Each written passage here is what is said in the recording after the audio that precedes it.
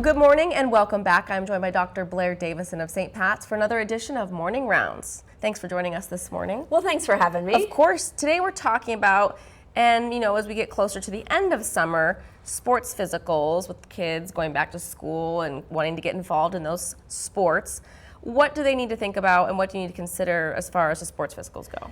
Well, the first thing to think about is that these really are a pre-participation examination. So they're not a well child check. And it's important to remember that children who participate in sports really need both. Now, sometimes they can be combined, but you need to check with your provider about that because a sports physical is really directed towards making sure your child is ready to participate in their given activity. Whereas a well child check is a very important thing for all children to check on developmental milestones, social and emotional wellness.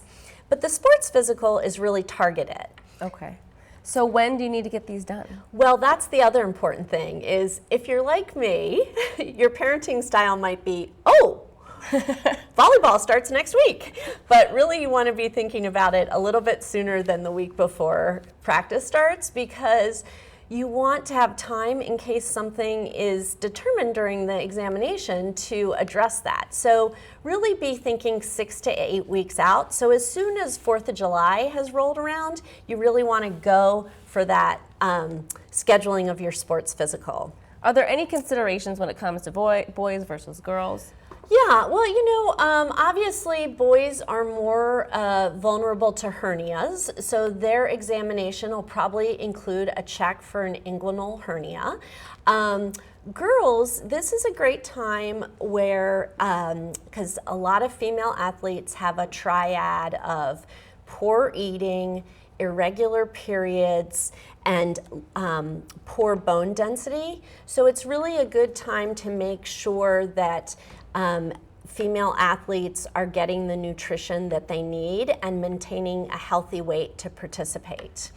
But for all athletes, it's really important to take into consideration family history, particularly cardiac history, because unfortunately there are instances where either an undiagnosed cardiac disorder may crop up. Sometimes sports physicals, depending on family history, may include an electrical tracing of the heart activity, an EKG. But generally, it's just an exam of the musculoskeletal system, height and weight, blood pressure, heart rate.